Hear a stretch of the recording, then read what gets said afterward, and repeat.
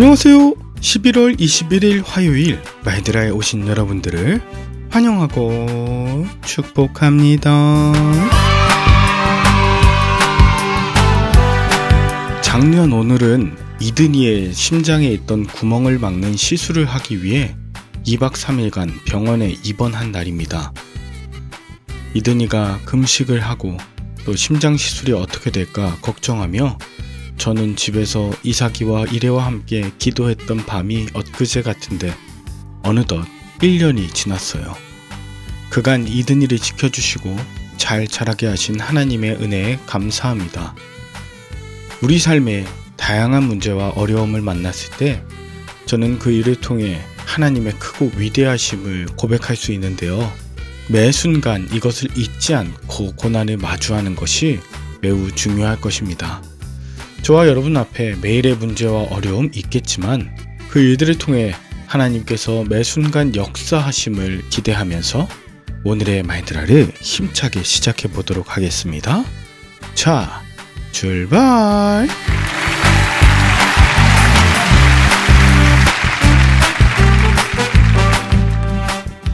오늘은 데살로니가 후서 2장입니다. 제가 어제 데살로니가 후서는 전서와 내용이 많이 유사하다고 하면서 크게는 환난을 겪고 있는 성도들에 대한 위로와 주님의 재림에 관한 바른 신앙을 갖도록 가르치고 권면하기 위해 데살로니가 후서를 기록했다고 말씀드렸잖아요. 맞습니다. 데살로니가 성도들은 바울이 이전에 보낸 데살로니가 전서 5장에 나오는 것처럼 예수 그리스도의 재림이 갑자기 또 도둑같이 임한다고 하는 것에 대해 혼란스러워하고 있었습니다. 도둑과 같이 임한다는 건 예상하지 못할 순간에 임하는 것이니 지금 현재의 삶을 충실하게 살아라, 이것을 강조하기 위한 표현이었는데 재림을 잘못 해석한 자들은 즉각적으로 예수님의 재림이 임할 것이라고 착각했죠. 그리고 자신에게 주어진 삶의 책임들을 모두 뒤로하기도 하였습니다. 사실 이렇게 하는 가장 큰 이유가 뭐냐면 영이나 말이나 편지라는 잘못된 정보에 기대어서 그저 종말을 피해보고자 하는 것에 있습니다. 예수님의 재림에 대해 쉽게 마음이 흔들리거나 두려워하는 마음을 가졌다는 것이죠. 그래서 바울은 종말이 있기 전에 있을 사건들에 대해 자세히 알려줍니다. 그것은 3절에 종말 이전에 불법의 사람, 멸망의 아들들이 나타나 많은 사람들이 배교하도록 만들 것인데 너희는 누가 뭐라 해도 미혹되지 말라는 것입니다. 미혹되지 말라. 이것이 정말 중요한 자세예요. 사실 미혹에 넘어가는 건 하나님의 온전한 사랑과 진리이신 예수 그리스도를 제대로 받지 못했다는 증거이죠. 그러면 배교하는 일을 행하도록 하게 하는 이 불법의 사람, 곧 멸망의 아들은 무엇입니까? 배교는 하나님을 떠나 하나님의 뜻을 거역하는 것이고 불법의 사람은 하나님의 다스리심을 떠나 사탄의 지배를 받고 있는 자로 적그리스도라고 할 수 있어요. 4절에 보면 그는 대적하는 자이고 또 모든 것 위에 자기를 높이고 자기보다 더 높은 건 용납하지 않는 교만한 자입니다. 충격적인 것은 4절 하반절에 그런 자가 하나님의 성전에 앉아 자기를 하나님이라고 내세운다는 것인데요. 바울에게 있어서 하나님의 성전은 교회이고 또 교회의 머리는 예수 그리스도이신데 이 교회에서 자신을 하나님이라며 내세우는 사람은 교회의 머리이신 그리스도를 대적하는 적그리스도라고 할 수 있는 것이죠. 그런데 어찌 이런 일이 바울 시대의 일이겠습니까? 오늘날에도 자신을 하나님이라고 내세우고 자기가 교회의 주인이 되어 있는 모습이 얼마나 많습니까? 제대로 분별해야 하지만 하나님을 공경하지도 또 예수 그리스도의 인격과 상관이 없는 삶을 살면서 어느덧 교회의 주인이자 교주가 되어버린 그런 사이비 종교, 이미 예수님보다 더한 자가 되어 있는 목회자들은 얼마나 많으냐, 이것이에요. 여러분, 그런 상황에서 우리가 분별하고 때로 담대할 수 있는 비결 5절에 나옵니다. 그것은 바로 나에게 주신 말씀을 잊지 않기 위해 끊임없이 묵상하는 겁니다. 나에게 주신 말씀을 잊지 않는 것, 그것을 끊임없이 묵상하는 것만이 이 세상에서 악한 세력을 이길 수 있는 능력이 됩니다. 자, 그런데 불법의 사람이 아직 세상에 나타나지 못하고 있잖아요. 그 이유에 대해서 6절과 7절에 나오는데요. 이 불법의 사람, 멸망의 사람을 막는 자가 있다고 해요. 막는 자. 여기에 불법의 비밀이라고 나오는 표현은 배교하게 만드는 유혹인데요. 지금 그것을 막는 것과 막는 자가 데살로니가 성도들을 지키고 있기 때문에 아직 불법의 사람들이 세상에 나타나지 못하고 있다.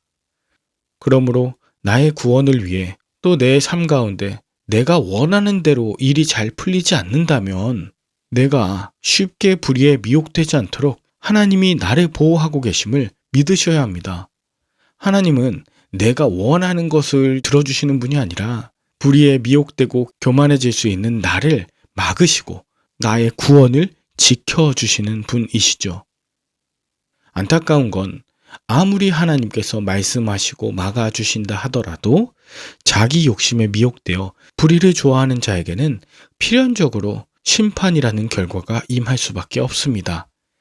그래서 바울은 주께서 사랑하시는 형제들아, 지금은 비록 잘못된 종말론 때문에 어려움을 겪고 있지만 너희들은 하나님께서 처음부터 택하셨어.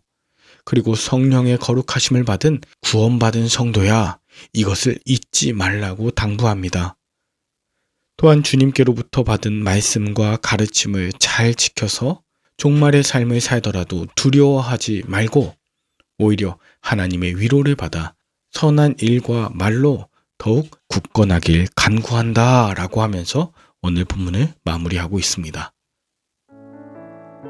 여러분은 오늘 본문을 통해 무엇을 느끼셨나요?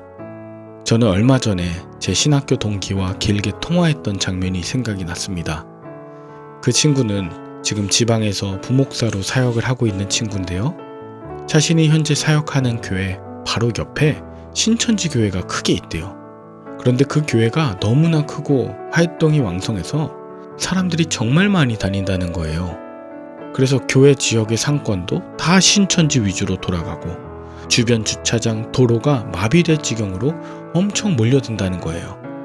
그나마 이 친구가 사역하는 교회는 평일 예배도 계속 없애는 추세고 점점 연로하신 분들이 돌아가시는 상황인데 이제 그렇게 해서 교회가 사라진다면 자신도 결국 수도권으로 사역지를 옮겨야 하는지에 대해서 심각하게 고민하고 있었습니다. 여러분, 바로 우리 교회 옆에 또 나의 집 옆에 이단이나 사이비 종교가 가득하다면 여러분, 심리적 압박감이 얼마나 크겠습니까? 동시에 저는 바울이 사는 이 시대를 생각해 보게 되었답니다. 그리고 여전히 하나님께서는 우리가 말씀으로 무장하고 예수 그리스도의 진리를 따르며 성령의 도우심으로 말미암아 날마다 승리하길 바라신다는 것을 잊지 말자라고 그 친구와 함께 기도했습니다. 이런 세상에 오히려 담대하자고 다른 누가 뭐라 하든 예수 그리스도만이 소망이다. 이것을 선포하는 목회자가 되자고 함께 기도했답니다.